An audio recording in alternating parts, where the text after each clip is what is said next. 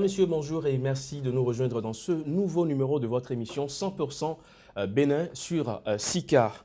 Selon de récentes études, 30% des médicaments qui circulent au Bénin sont contrefaits. Mieux, le pays se positionne comme la deuxième porte d'entrée des médicaments contrefaits, communément appelés faux médicaments, sur le continent africain, derrière le Nigeria. Triste performance qui justifie à juste titre la récente opération de démantèlement des marchés de faux médicaments un peu partout sur l'étendue du territoire. 109 commerçants interpellés pour 80 tonnes de produits saisis. On peut dire que la moisson du gouvernement a été bonne. Mais en dépit de la pertinence de l'opération menée par le gouvernement, cette dernière n'a pas tardé à laisser un arrière-goût amer à une certaine couche de la population qui, des années durant, s'est habituée à tirer malgré elle sa pitance de cette activité délictueuse. Une fois encore, à tort ou à raison, la méthode du gouvernement Talon est vouée aux gémonies. Une question cependant, la dévastation en amont des étalages des marchés de faux médicaments est-elle forcément la meilleure solution pour éradiquer le fléau, surtout lorsqu'on sait que nos frontières demeurent poreuses? Eh bien, on abordera la question avec vous, docteur Falilou Adebo, bonjour. Bonjour. Pharmacien toxicologue, vous êtes également grossiste et répartisseur en produits pharmaceutiques au Bénin. Vous êtes également ancien vice-président de l'Ordre des pharmaciens du Bénin. Merci d'être avec nous. On fera également le débat avec vous, Marcel Joumenou. Bonjour. Bonjour, Emmanuel. Journaliste, vous êtes également le rédacteur en chef du quotidien béninois d'information et d'analyse, La Nouvelle Tribune. Merci d'être avec nous.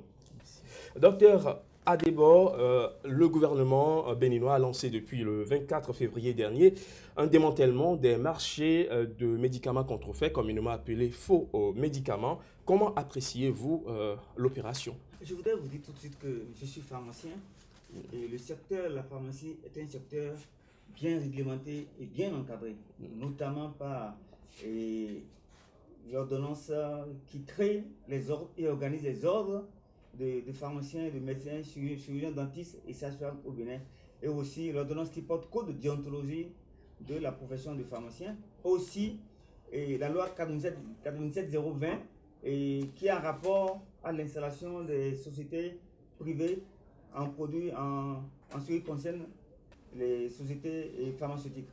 Donc c'est un secteur qui est bien encadré, et ce qui s'est passé, je pense que c'est sûr. C'est en bonne voie. Parce qu'en fait, nous avons assisté au marché d'Antopa et qu'on a confisqué, traqué les gens qui se livrent au commerce de faux médicaments.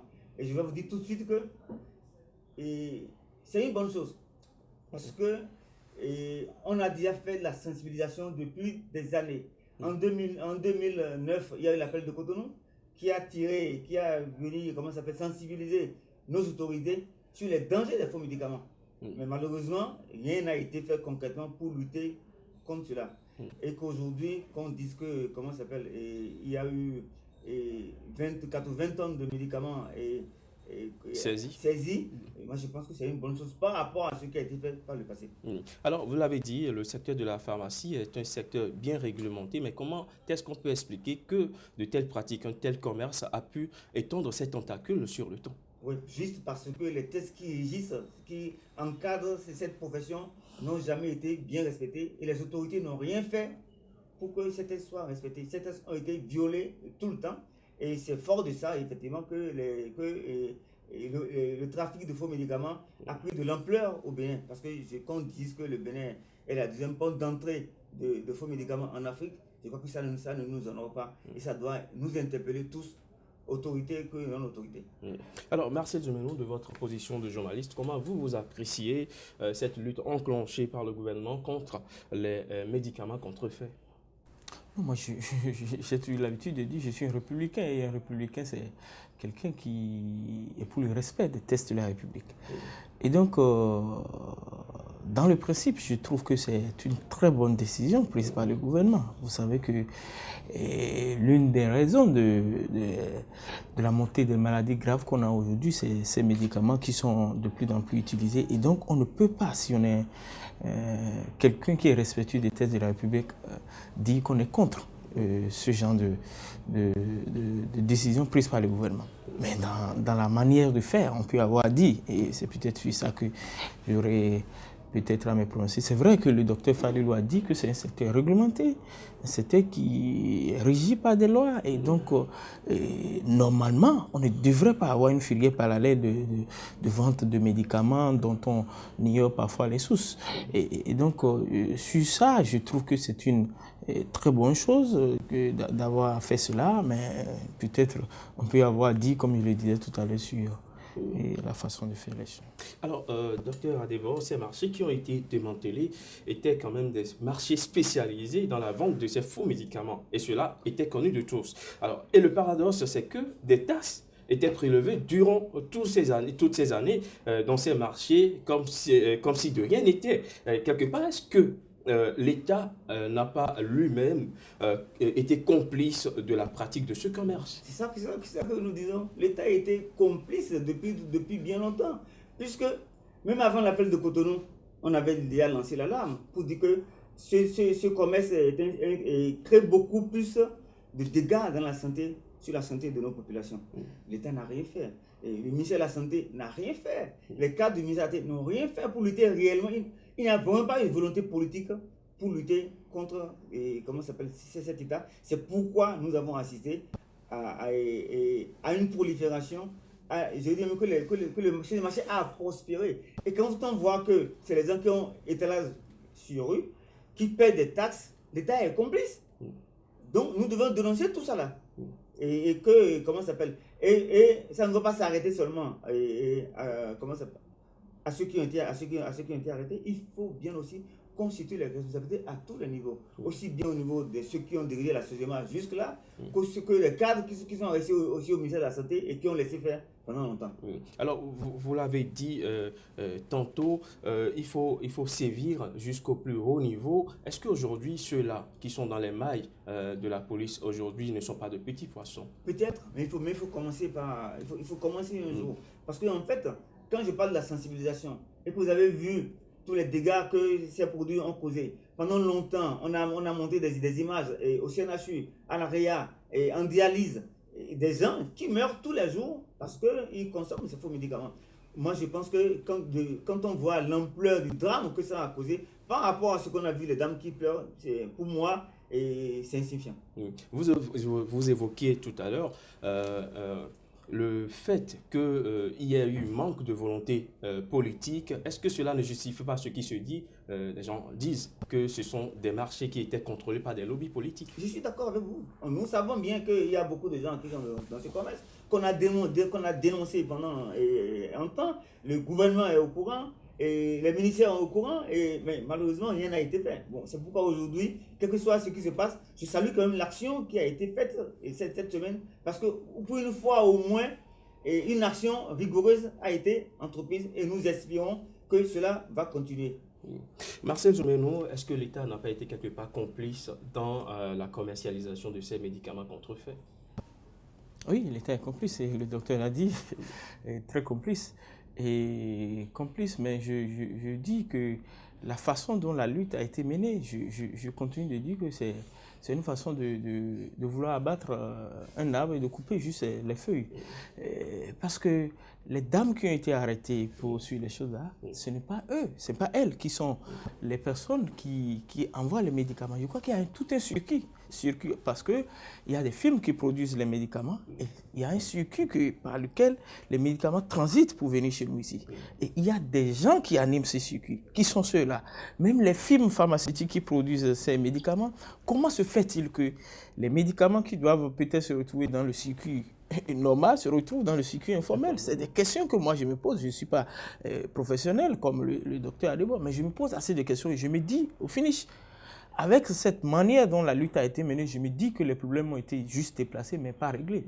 Parce que si on n'arrive pas à rompre le circuit, ça va revenir. Les gens vont peut-être changer de méthode de vente. Et tout à l'heure, en venant ici, quelqu'un m'a dit qu'il y a beaucoup de gens qui se sont déplacés et qui continuent de mener leur commerce dans leur maison. Peut-être les produits sont dans leur chambre. Ils appellent pour dire, bon, si vous avez besoin de tel produit, venez, discrètement. Et donc, Je crois qu'il y a un travail de fond qui devait être fait. C'est vrai, ce qui a été fait la dernière fois, ça, c'est dissuasif. Mais pour moi, il y a un travail de fond pour couper, pour faire disparaître la filière des faux médicaments totalement. Sinon, si on s'en tient à ce qui a été fait là, je suis sûr que ça va revenir comme l'hydre de laine et ce sera toujours un éternel recommencement. On va revenir tout à l'heure sur la méthode employée par le gouvernement, mais en attendant, docteur Adebor, c'est une chance de vous avoir sur ce plateau. J'ai une question. Selon ce qui se dit très souvent au sein de l'opinion, les produits saisis sont les mêmes qui sont vendus dans des pharmacies conventionnelles et ils ne sont pas en réalité de faux médicaments. Qu'avez-vous à répondre à ces personnes? Non, ces produits ne peuvent pas être les mêmes parce que nous définissons comme faux médicaments tout médicament qui sort du circuit formel. C'est-à-dire que tout médicament qui est distribué en dehors des circuits autorisés est un faux médicament. Parce que ceux-là d'ailleurs qui manipulent ce produit sont frappés par la loi. Là, quand on prend l'article 17 de la loi qui organise les ordres, ça dit bien que tous ceux qui font l'exercice illégal, il n'y a pas que cela, aussi bien les médecins, les infirmiers, tous ceux qui font l'exercice illégal, qui se livrent à la vente de médicaments alors qu'ils ne sont pas autorisés à le faire, ceux qui font l'exercice illégal, ils sont punis par la loi. La loi est bien claire et il y a des sanctions qui sont prévues pour ça. Maintenant, comme je suis d'accord avec vous que les médicaments ne sont pas retrouvés au marché à Djégoulé par hasard, ça a tout un circuit. Et il faut que l'autorité sévisse. Parce qu'on connaît plus ou moins ceux qui sont derrière ce circuit-là. Et tant qu'on ne dira pas la vérité et qu'on n'aura pas le courage réel de traquer tout le monde, c'est vrai qu'on risque de dire que ce qu'on a fait là, que ce n'est pas encore la solution. Mais c'est un début de solution en espérant que l'État, cette fois-ci, va s'employer pour que ces fournisseurs de faux médicaments, les gros trafiquants qui sont derrière, soient réellement traqués pour qu'au moins on puisse mettre fin à ce trafic. Docteur Adebor, à vous entendre, on a l'impression que le caractère faux de ces médicaments n'est pas lié à la qualité, mais plutôt au circuit de distribution. Et je dis, parce que si nous commençons par vouloir définir le faux médicament, je pense que nous n'allons pas partir d'ici et nous n'allons pas rendre service à la population. Parce que celui qui manipule le médicament de façon illégale ne doit pas le faire. Donc, il ne faut pas que nous donnons l'impression qu'il y a certains qui sont bons, d'autres qui ne sont pas bons. Il ne doit pas le faire, ce n'est pas bon. On ne doit pas le faire. C'est pour ça que la dernière définition du faux médicament, c'est dit que tout médicament qui sort du circuit formel est un faux médicament. Et je pense que cette définition est bien adaptée pour nos pays africains. Et pourtant, en 2009, l'appel de Cotonou contre les faux médicaments sous la houlette de la Fondation Jacques Chirac a été lancé. Un appel qui avait donné l'espoir d'une lutte efficace, mais 8 ans sont passés depuis, docteur, et les choses n'ont pas forcément évolué, bien au contraire. Qu'est-ce qui n'a pas véritablement marché? Ça n'a rien à évoluer parce qu'il n'a pas eu de volonté politique affichée. Parce que nous, vous savez, nous sommes mis dans ce combat-là depuis longtemps. Mais à la limite... L'ordre des pharmaciens. L'ordre des pharmaciens. Pendant longtemps, on s'est investi pour expliquer aux gens, pour demander à l'autorité de sévir, de prendre ses responsabilités. Rien n'a été fait. Si bien que c'est un commerce florissant qui permet à tout le monde, une bonne partie des gens, de vivre de ça, alors que ce ne doit pas être le cas. Parce qu'on ne peut pas vivre sur le commerce des produits de la mort. C'est pourquoi quand on va à l'hôpital et qu'on a vu tous ceux qui ont succombé parce qu'ils ont consommé tous ces produits, je vais vous dire quelque chose. Il y a un jour un produit qui a été prescrit par les médecins. Les produits ont été achetés. Et c'est un produit qu'on devait utiliser pour aider les femmes et pour délivrer. Et en principe, quand on met un comprimé, normalement, on devrait pouvoir commencer par avoir des débuts de solution. Il y en a mis 3, rien ne s'est passé parce qu'il n'y avait rien de principe actif dans ce comprimé-là. La femme est succombée, l'enfant aussi est parti. Est-ce que c'est normal ça? Est-ce que parce que les gens veulent vivre? Il y a beaucoup de drames qu'on n'ose même pas dire. Et parce qu'il n'y avait pas de volonté politique.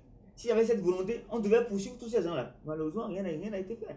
Et pendant longtemps, ça s'est passé comme ça. Et pendant longtemps, même l'autorité nous demandait même pourquoi vous faites ça? Vous n'avez pas le droit de le faire. Moi, j'ai des écrits des autorités, du ministre, qui nous reprochaient à la limite de nous rebeller contre les trafiquants de faux médicaments. Donc cela veut dire, c'est pourquoi il dit que tant qu'il n'y a pas une volonté politique réellement affichée, rien n'aurait été fait. Marcel Djoumenou, le manque de volonté politique a tué l'appel de 2009 contre les faux médicaments.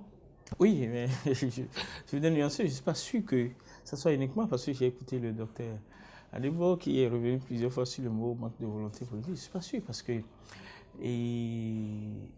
je crois que la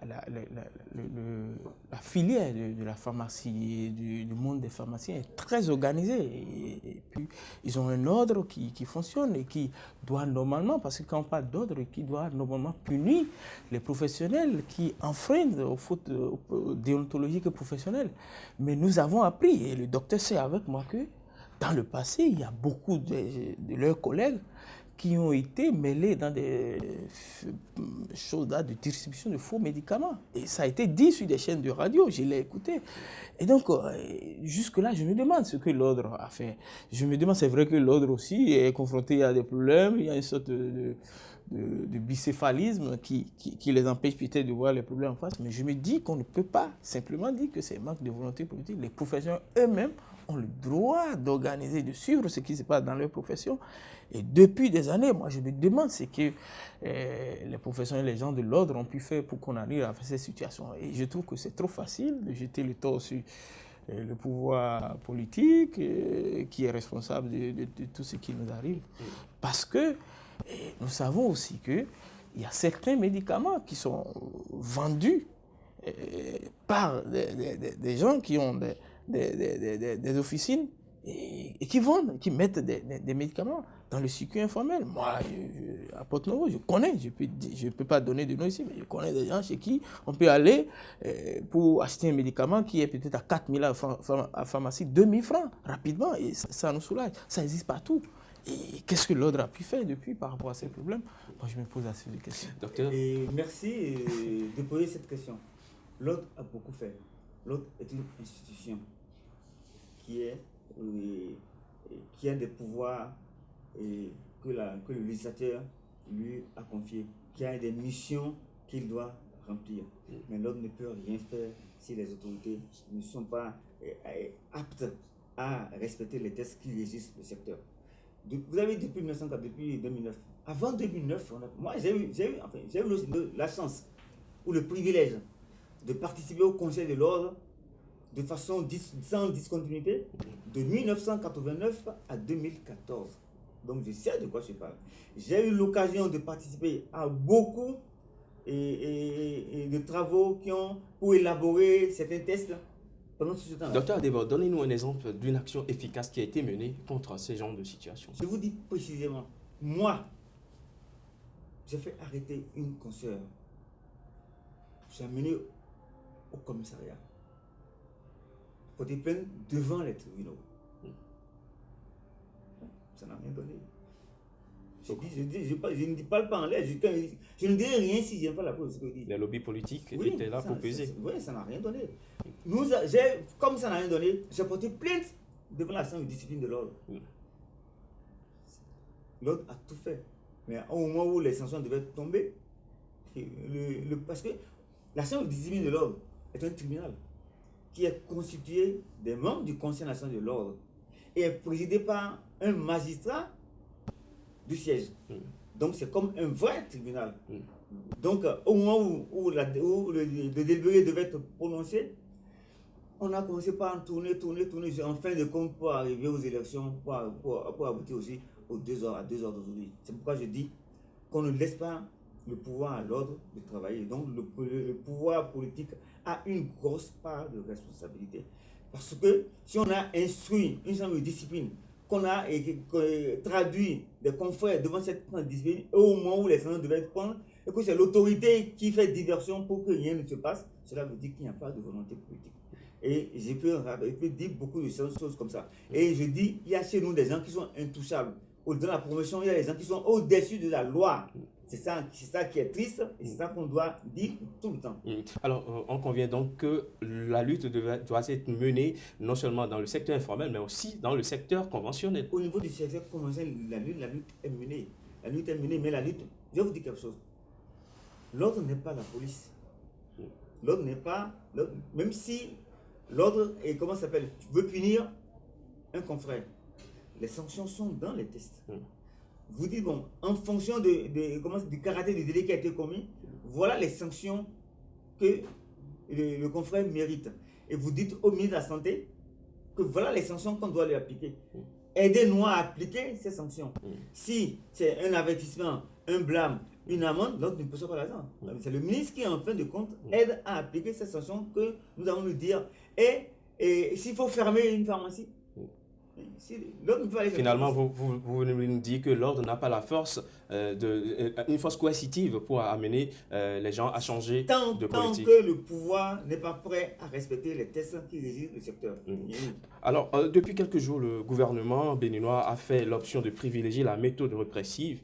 Dr Adebo, donner priorité à la répression est-elle la meilleure méthode? Est-ce qu'il n'y aurait pas été plus utile de créer d'abord des points légaux de vente pour rendre plus accessibles les produits aux populations dans les coins les plus reculés, et ensuite mettre en place une politique pour faire baisser les prix des médicaments, parce que nous sommes tous d'accord que les coûts ne sont pas forcément à la portée des bourses des populations dans les coins reculés. Vous savez, le médicament a un coût. Et le prix du médicament dans les pharmacies est fixé par le gouvernement. Ce n'est pas le pharmacien qui fixe le prix. Il y a toute une commission qui est en fonction, comment ça s'appelle, de prix d'achat du produit, souvent en France, et du transport, et des taxes qui sont perçues. On arrive à un prix de revient sur lequel on accorde une marge aux grossistes, puis aux pharmaciens. Si bien que, et je vais vous dire quelque chose, le médicament est le seul produit depuis 1996 dont le prix n'a pas bougé. Quand je dis n'a pas bougé, ça veut dire que ce qui rentre dans les calculs des prix, il y a les salaires. Les salaires ont augmenté depuis. La SBE, ça a augmenté de prix. La Sonacop, ça a augmenté de prix. Mais le prix du médicament n'a pas baissé. Le coefficient appliqué n'a pas bougé. Ça veut dire que chaque fois qu'il y a des augmentations, la marge se rétrécit, et ça depuis 1980. Justement, est-ce que ce n'est pas parce que le prix est élevé et que les coins où les populations devraient s'approvisionner n'existent pas que le commerce des faux médicaments a pris de l'ampleur? Je vous dis quelque chose. Le médicament a un prix. Si vous trouvez dans le circuit informel des médicaments dont le prix est inférieur au prix homologué, il y a un problème. Soit que ce médicament est volé, en ce moment-là, ça n'a pas de prix, on peut le vendre à n'importe quel prix. Celui qui même l'achète, s'il fait du recel, soit que c'est du faux, parce que tu ne peux pas vendre un médicament à un prix en dessous du prix auquel toi tu l'as acheté. Je ne parle même pas de marge, parce qu'on trouve des produits qui sont en dessous du prix de PGHT, c'est-à-dire du prix où le produit est produit en Europe. Donc ça ne peut être que du faux médicament. Donc pour moi, il n'y a aucune raison pour qu'on encourage les gens. Donc vous trouvez que la méthode répressive est la meilleure? Plutôt que de rendre les coins plus proches des populations, plutôt que de baisser les prix. C'est pas ce que je dis. Ce que je veux dire, c'est que la méthode qui a été utilisée est une méthode. Et l'État doit continuer de chercher d'autres méthodes, parce que les gens ont été sensibilisés depuis des années. Donc s'ils savaient que si les gens voulaient vraiment tenir compte des dangers et des problèmes, il y a longtemps qu'ils auraient arrêté de faire ce commerce. Bien que ça peut nourrir certains, mais ce n'est pas régulé, puisque au moment où ça nourrit certains, ça tue beaucoup plus que les gens. Est-ce qu'on doit continuer de favoriser ça? Moi, je trouve que non. Maintenant, pour mettre les produits et les médicaments à la portée des gens et partout, ça c'est une politique de l'État. Il faut redéfinir la politique sanitaire du pays. On paie les impôts sur les médicaments. Même les bonnes dames qui vendent dans ton là, ils paient des taxes. Est-ce que c'est normal? C'est comme si l'État cautionnait même cela. C'est ce qui a été le cas. Oui, bon, ça a été le cas, puisque les gens payent les taxes. Donc ce n'est pas normal. C'est pourquoi il dit qu'il manque de volonté politique. L'État n'a pas pris ses responsabilités. Bon, si aujourd'hui il ne compte pas le prendre, Docteur Adebo, avant de poursuivre cette émission, je vous propose, Marcel, de suivre un élément et on revient juste après pour le décryptage. Monsieur Ouadani, la contrefaçon de médicaments, finalement, est-ce que c'est pas ça le principal frein au développement d'une réelle industrie pharmaceutique africaine? Effectivement, c'est l'un des freins au développement de l'industrie pharmaceutique. Mais comme vous venez de le signaler, avec ces mesures au Nigeria, on est allé vers une production locale des médicaments illicites. Je pense que, en fait, ce qu'il faut voir, c'est que, comme vous l'avez souligné, les causes sont liées à un problème d'accessibilité économique, géographique. Aujourd'hui, dans certains villages encore, dans certains coins de l'Afrique, il faut faire des dizaines de kilomètres avant d'avoir accès à du simple paracétamol. Oui. Donc, avant de pouvoir, on va dire, de mettre en place tout un arsenal répressif pour lutter contre ce fléau, je pense qu'il faut travailler fortement sur le problème d'accessibilité. Ça, c'est le premier point. Le deuxième point, c'est-à-dire que la sensibilisation doit être renforcée. Et renforcée, je suis très content de voir ce reportage parce que la communication doit être adaptée aux réalités locales. Elle doit être l'affaire de tous. Elle doit notamment intégrer, par exemple, les autorités religieuses et les chefs traditionnels. Dont la voix porte. Tous ceux qui ont du poids Absolument, en fait, dans la société. Tous ceux qui ont du poids, effectivement. Et donc, accentuer les actions de sensibilisation pour, comme vous l'avez dit, expliquer aux personnes, aux populations que les médicaments tuent, les faux médicaments tuent. Et ensuite, derrière, pondérer les actions, je vais dire, de répression. N'oubliez pas qu'en Tunisie, tout le printemps arabe est parti d'un jeune Tunisien qu'on empêchait de vendre comme ça dans la rue, ses fruits et légumes. Donc, rentrer dans les marchés, commencer par s'engager les vendeurs de faux médicaments n'est peut-être pas directement la bonne pas solution. la meilleure solution pour commencer. Hein. Voilà, parce que c'est un commerce illicite, mais c'est d'abord un commerce. Ça veut dire qu'il y a des familles qui vivent derrière.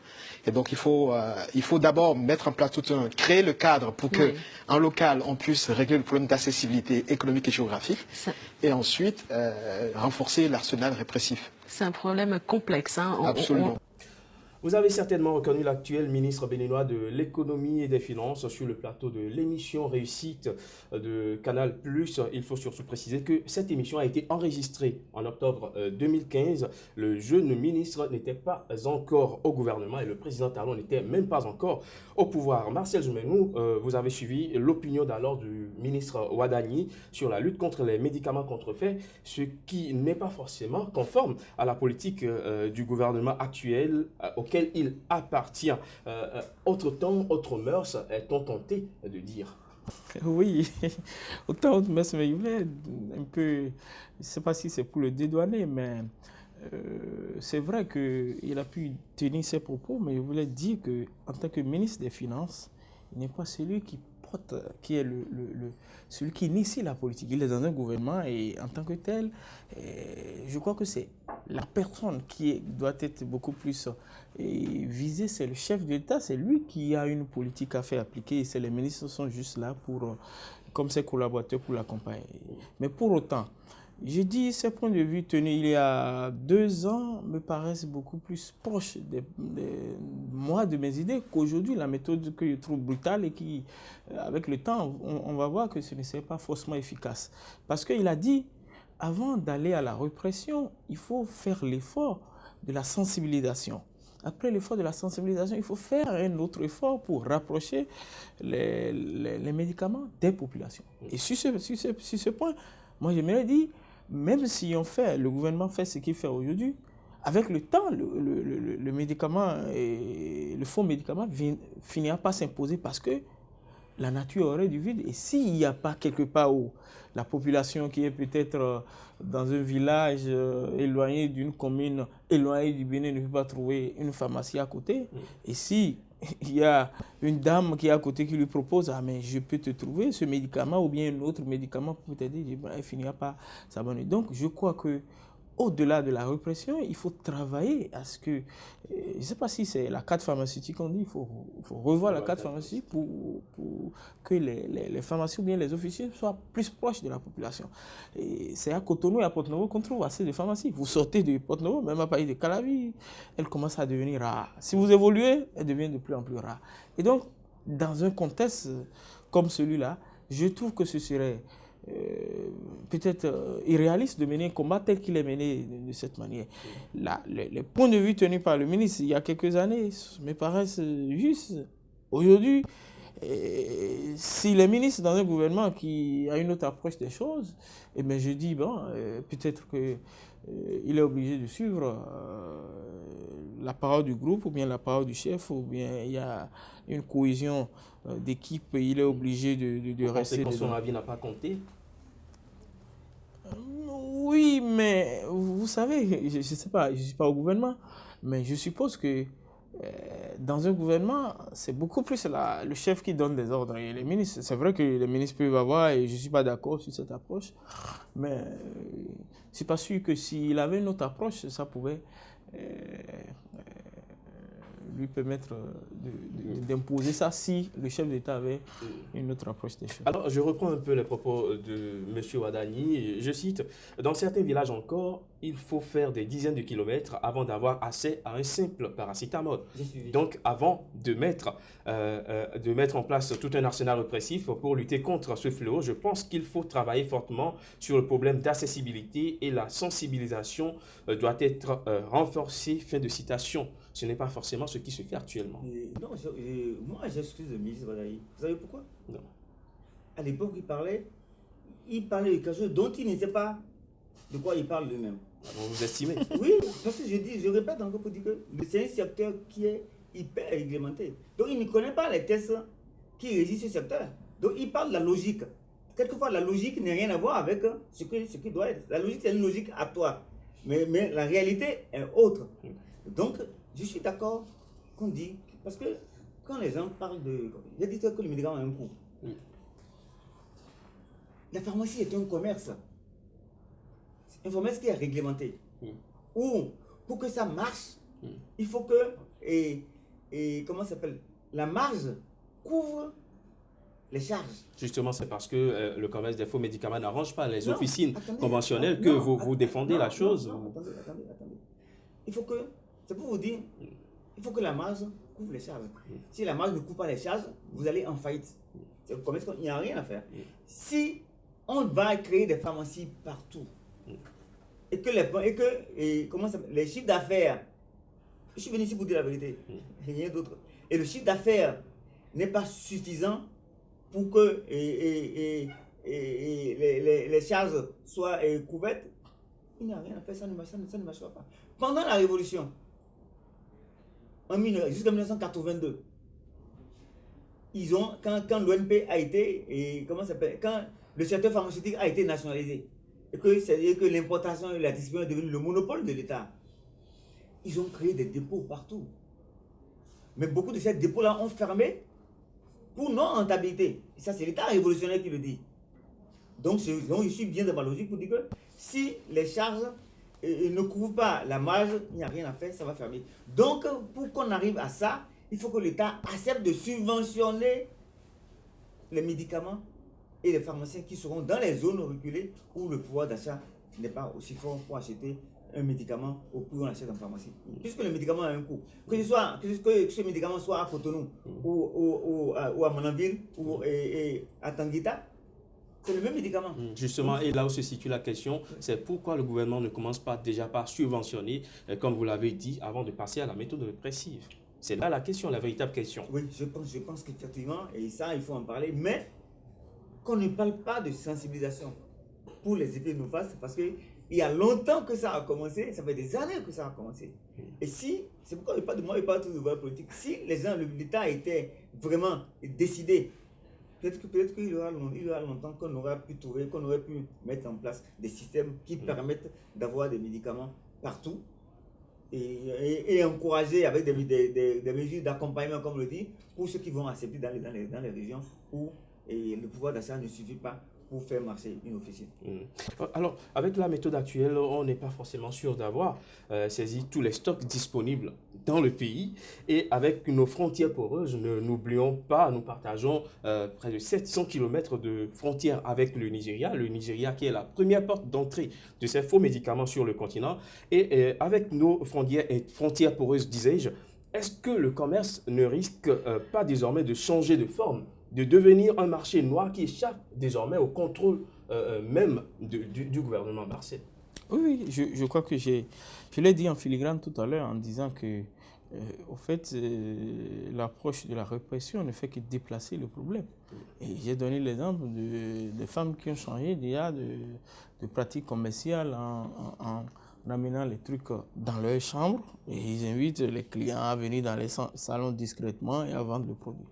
Et donc, s'il faut lutter efficacement contre ce fléau, contre le commerce des médicaments, des faux médicaments, il faut revoir toute la filière, repenser. Je crois que il faut laisser les petits poissons, comme on le dit, les fruités, les menus fruités qui sont les dames au marché et de voir ceux qui sont les gros importateurs, ceux qui sont à la tête de la filière, qui sont ceux-là. S'il faut discuter avec eux, il faut discuter avec eux. S'il faut trouver des méthodes pour empêcher les trucs au niveau des frontières, je crois que c'est un travail titanesque qui va au-delà de la répression. Et je ne suis pas sûr qu'un gouvernement comme le nôtre, qui a d'autres défis, a les moyens pour lutter contre cela. Je doute. Selon vous, la répression, ce n'est que l'arbre qui cache la forêt. Tout à fait. Comme il l'a dit, il faut Docteur Adebor, est-ce que le commerce ne risque pas désormais de changer de forme? Je vais dire que c'est possible. Mais ce qui est sûr, avec l'action qui a été menée, parce que qu'est-ce qui s'est passé? On a laissé faire pendant longtemps pour que les gens puissent avoir des étalages officiels, enregistrés dans un pays, alors qu'on sait que c'est un commerce illicite. Ça veut dire qu'il y a un problème. Et si on a laissé faire pendant des années, est-ce qu'il ne vaut pas mieux aller par des moyens, par des méthodes plus douces? On doit changer de comportement. Il faut faire comprendre à ceux-là qui n'ont pas le droit de le faire. Maintenant, je suis d'accord avec vous que ce n'est pas eux les plus importants. Les plus importants, c'est les gros qui sont derrière. Mais, avec ce qui se passe, si les gens faisaient rentrer 80 tonnes, peut-être que demain ça va être peut-être 3 tonnes. Donc c'est déjà quelque chose par rapport à ce que cela doit être. Donc bon, on ne peut pas tout éradiquer, mais la passion est telle que les gens vont faire plus attention. Et même s'il faut dribbler, ça va être difficile par rapport à ce qui se faisait avant. Bon, vous savez, ça rentrait n'importe qui, bon, on a beau dire tout ce qu'on veut, les gens continuent parce qu'ils savent qu'il y a rien n'allait se passer. Aujourd'hui, qu'il y a un début, et on doit accepter que ce n'est peut-être pas... Parce que quand vous voyez les bonnes femmes qui pleurent, ça vous touche. Moi qui ai été dans le combat pendant longtemps, et ça ne me dit rien du tout. Parce que je disais que les gens ne devaient pas être à la place où ils étaient. Alors, revenons un peu à cette intervention de M.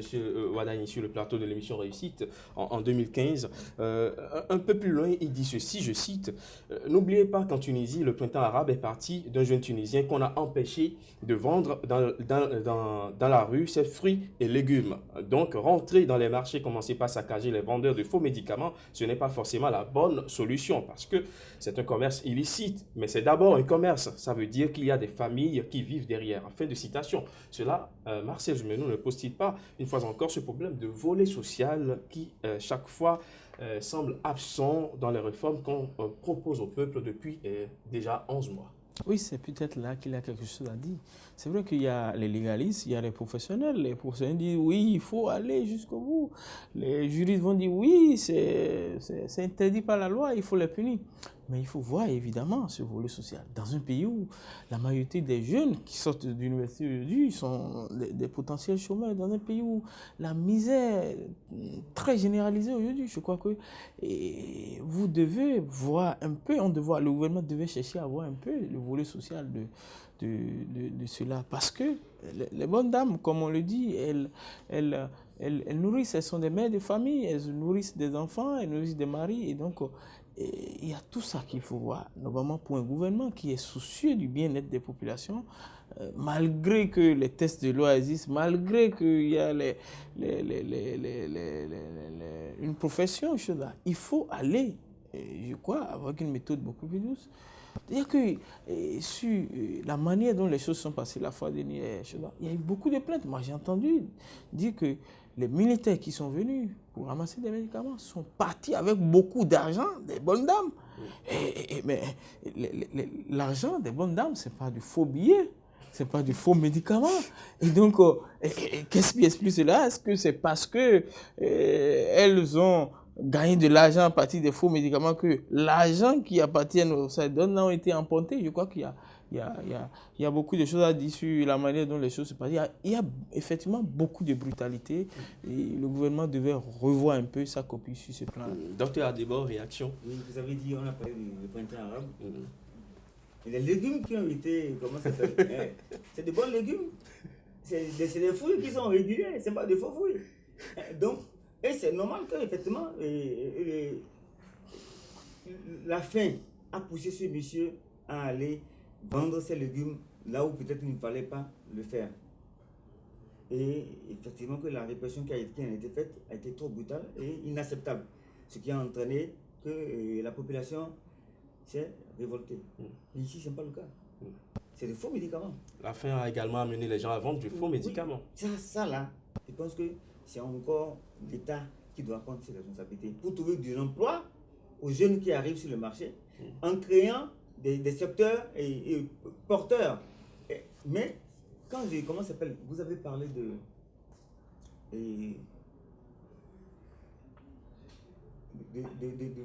fait que le ministre a dit qu'il fallait trouver de l'emploi aux gens avant de lutter contre les faux médicaments. Non.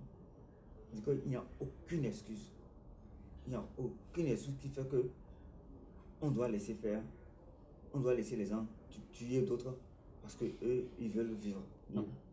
Maintenant, que l'État soit obligé maintenant de trouver de l'emploi pour les gens, c'est tout à fait normal. Parce que l'État est là pour assurer une qualité de vie pour tout le monde. Et c'est pourquoi je dis encore, il faut un programme bien réfléchi et bien conçu par les gens qui en ont l'habitude et qui ont le souci réellement de faire développer ce pays.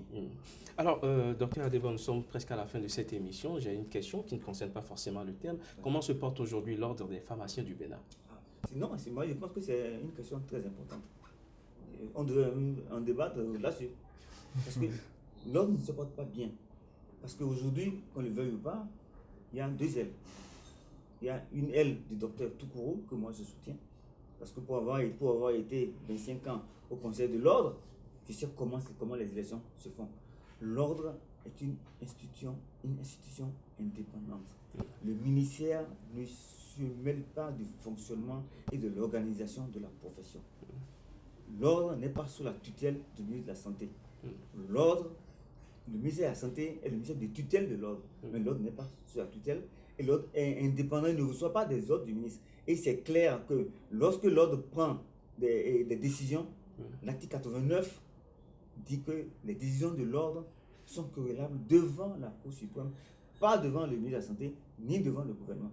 Malheureusement, les gens ont fait de la politique pour arriver à faire un second ordre, parce que l'ordre de Mme Toukourou était collé au test, personne ne peut me démontrer le contraire.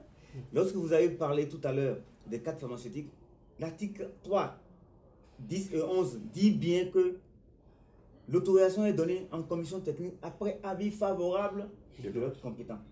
En France, c'est marqué après avis de l'autre compétent. Mais on sait qu'en France, les cadres sont honnêtes. Ils ne vont pas prendre l'argent pour donner une autorisation. Et que leur avis est pris en compte contrairement à ceci que je passe ici. Donc s'il y a deux ordres, c'est le gouvernement qui a voulu créer un désordre pour empêcher l'autre qui était là de travailler. Vivement que l'unité regagne l'ordre des pharmaciens du Bénin. Merci à vous. Je souhaiterais très rapidement. Je souhaiterais dire que l'ordre va revenir lorsque les tests seront rigoureusement appliqués. Les Béninois, vous aurez compris. Merci à vous d'être passé sur le plateau de cette émission. Docteur Falilou Adebo, pharmacien toxicologue, grossiste et répartiteur en produits pharmaceutiques et ancien vice-président de l'Ordre des pharmaciens du Bénin. Marcel Zoumenou, rédacteur en chef du quotidien béninois d'information et d'analyse, la Nouvelle Tribune. Merci d'être passé sur cette émission avec vos différents point de vue. Mesdames, Messieurs, ce sera tout pour aujourd'hui. Ravi une fois encore d'avoir été en votre compagnie et très bonne suite des programmes sur SICA.